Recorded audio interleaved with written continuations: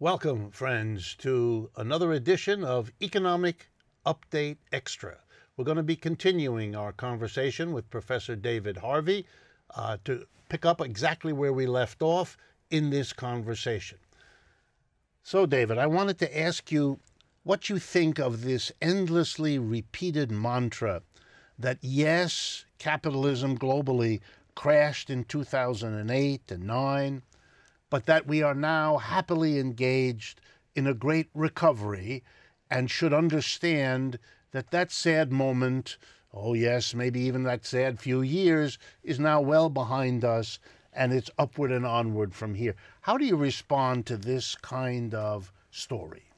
I think it's a perfectly true story if you happen to be in the top 1%.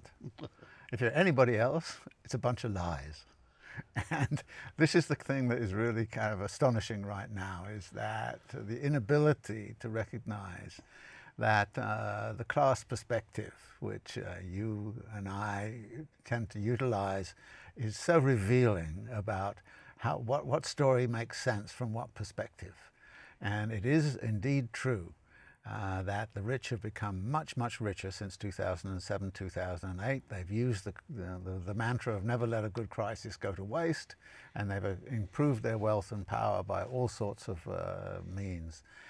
So of course they say the crisis is over, because for them the crisis is over. For the rest of us, people are struggling. And even though there is, quote, full employment, and we know that that's a bit of a sham, but even though the employment situation is better, it's meaningless jobs that are being created.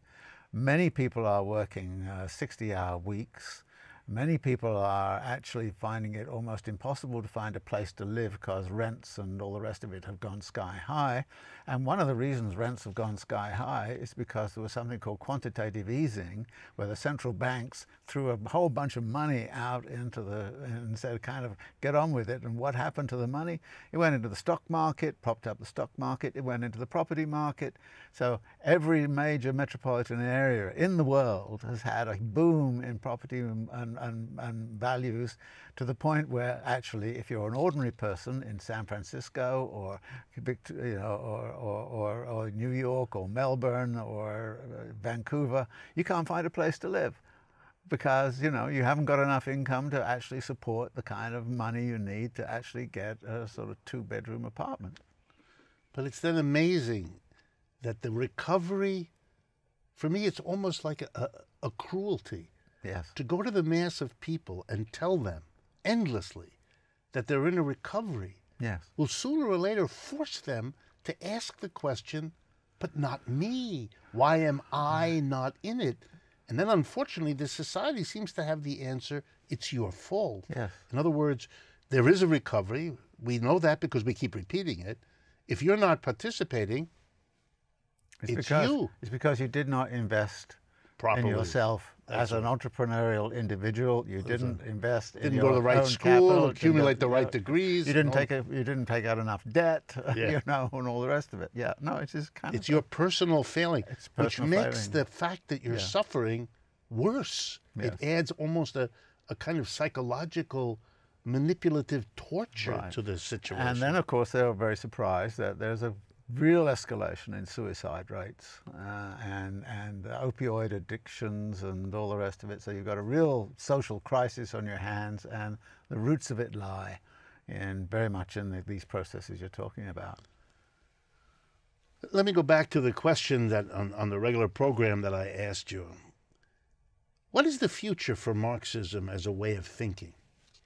In the world as you see it today, given all your experience over the years, where is this tradition of thought going in your Well, it can go in a number of directions, and I think one of the big questions for you and I is how to make the Marxist way of thinking clear, easy to understand, but also at the same time to use it creatively in relationship to what's going on around us in daily life. And I think that if we can do that, we can start then to sort of provide mental conceptions which are conducive to the movement of a political sort that can actually start to define some alternative to this crazy capitalist system, which now has got to the point where it really needs to be challenged because we have some real major contradictions. For example, compound rate of growth forever. Forget it. Physically, we're now at a boundary, and we need to figure out how to stabilize the global economy around current structures of usage. We cannot expand at the same rate as we've been expanding for the last 150 years. Where is this going to happen? In other words, do you see different places in the world, either where capitalism is developing in different ways, or the critique of it, so that Marxism will have purchase, will be able to prosper and develop itself? Well, we have an opportunity right now. I mean, when I talk about mass alienation, I think what you see in countries all around the world, I mean, in Brazil, for example, I encounter mass alienation in the population. The same as, and one of the things that's happening is that people turn to the right, and they start to go to the fascistic, nationalist right. And so we see the rise of Orban, of Erdogan, of Duterte, Bannon, all the rest of it. So we're beginning to see the capturing of alienated populations who are looking, and it's not a technical kind of problem so much as it's a give me meaning in life. What is the meaning of my life? And the liberals have not come up with a way of defining meaning. Whereas the right wing, through nationalism and through this idea of kind of almost racial superiority, which is quietly there, or gender superiority, have in fact come up with a kind of structure of meaning which is very attractive to people who are in desperate situations. We on the left have to come up with a structure of meaning, and not just simply a political policy. We have to come up with something that's meaningful. And if we can do that, and I think Marx was great at actually getting us to think about how to do something like that. If we can do that, then this world would be a very different place from the way it's headed right now.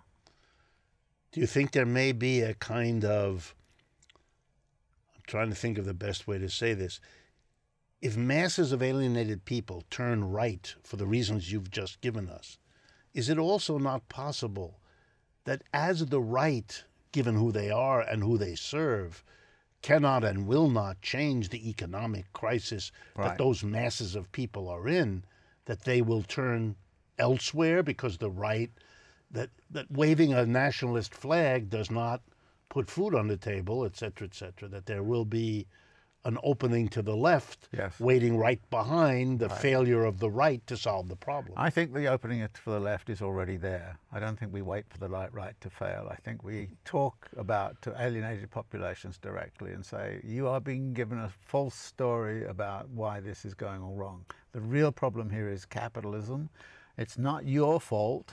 It's not the fault of immigrants, and it's not the fault of foreign, producers, foreign trade. That is not the problem. The problem is capital accumulation is in a certain kind of crisis, and we have to find a way out of this.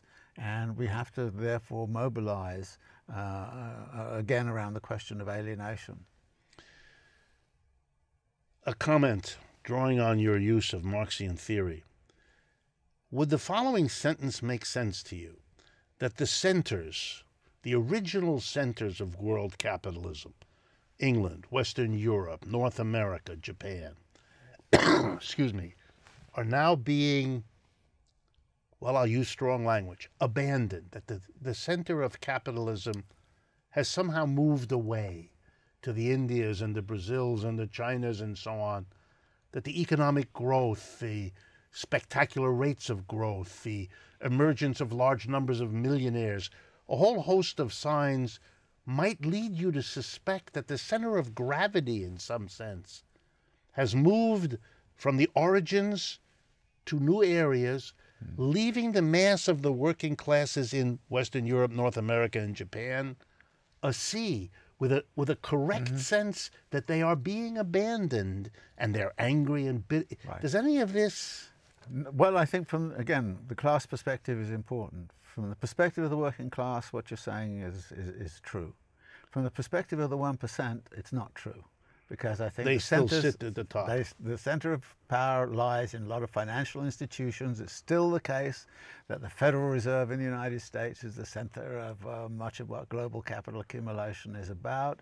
And I think that there are plenty of very, very rich people around in the United States and in Europe and in Japan who are doing very well and will continue to do very well, because they've managed to isolate themselves in gated communities or way out in these sort of pleasure domes that they have, or they have, like many people, they have multiple homes, one in London, one in New York, one in the Caribbean, and one in California or something like that. So they're doing fine, and I don't think that has been decentered at all. Whereas I think for working people, the center has indeed moved. It's moved to China, and it's moved into Thailand, and it's moved to Cambodia, and it's moved to the Philippines, and it's moved to Mexico. So yeah, for the working people, that is the picture's correct. But I think when we put the class perspective, we see it differently. How do you react to the demonization of immigrants? This extraordinary moment in human history where the old narrative of immigrants as initiative, people with initiative, people with whatever it takes to leave a bad situation and bring their urgent creativity to make countries like the United States and others that experience explosive growth. Suddenly the immigrant is a threat, a danger, a dark criminal element. Well, how do you understand this? Well, the immigrant, historically, has been the great success story in capitalist history. And this is the bizarre thing, that now we have a political power mobilizing behind certain fragments of capital that want to defend themselves by actually demonizing the immigrant, because that's the only way they can protect themselves from being demonized directly themselves. And as the cause of the problem. If we demonize the Koch brothers as opposed to the immigrant, then we would be in a very different kind of world. But the Koch brothers and the like want us to demonize somebody else, because this is deflection of what the true root of the problem is. Yeah, and in a sense, capitalism ought to celebrate the immigrant. Absolutely. Because the capitalist enterprise that starts in a few urban areas of Europe always drew its growth and sustenance from the immediate countryside, then from the bit further out country, that immigration is central to whatever growth capitalism has ever achieved. Absolutely. They ought to be raising the flag of appreciation. But you see, the ultra-rich are not really interested in capitalism doing well. The ultra-rich are interested in their own class doing well. And the capitalist class can do extremely well, while capitalism in general is doing very badly. And I think that is the situation we are in right now. Who would you point to? Classic political question from Marxists who are concerned about change. Where is, in your judgment, the change coming from now? Where would you guess? And it's, of course, no one knows the future. What's the constituency for change? Where is the change going to come from? Is it going to come from the old centers of capitalism, U.S., Western Europe, the new centers, the center, the periphery, or where? Where can we look? Or is that the wrong question? I travel around the world a lot. And wherever I go, I'm coming across groups who are trying to organize around what I would call almost heterotopic spaces. That is, spaces where something different can go on that's outside of capital. There's a lot of this going on all around the world. The big problem is, can it be all put together? Can people establish links with each other between what they're doing, people who are doing this in, say, the recuperated factories in Argentina versus recuperated spaces in Greece versus recuperated spaces or solidarity economies elsewhere? Is there a way to put this all together? And it seems to me that there have been moments historically over the last few years where we've seen a mass global movement. Remember February the 15th, 2003, when millions of people all over the world said no to war. And it was an astonishing moment. Think of it for a moment. And then you kind of say, actually, would there have been other moments of that sort? I mean, to some degree, the World Social Forum mobilized some of this. Occupy, when it got going, produced lots of little occupies all over the place. And overnight. Overnight. Indignado movement in Spain suddenly spills over. I mean, so we've seen a lot of that. And the Gezi Park occurred, and then 3 weeks later, the whole of Brazil is I mean, there's a lot going on. And there's a lot of possibility there, and there's a lot of anger, and there's a lot of possibility for moving something to the left. The big problem is to sit down and say, all right, what kind of programmatic way can we think about displacing, creating an anti-capitalist movement that is a global anti-capitalist movement and which really actually will take power in a very specific way. Thank you again, David. Really much obliged. Right. You're sharing it. Yeah. And I hope you'll come back and join us again. Yeah, don't worry. I'll come back All anytime right. you want. And thank you all for participating. The Patreon community is an important support for us, and we hope you find these conversations as valuable as we do.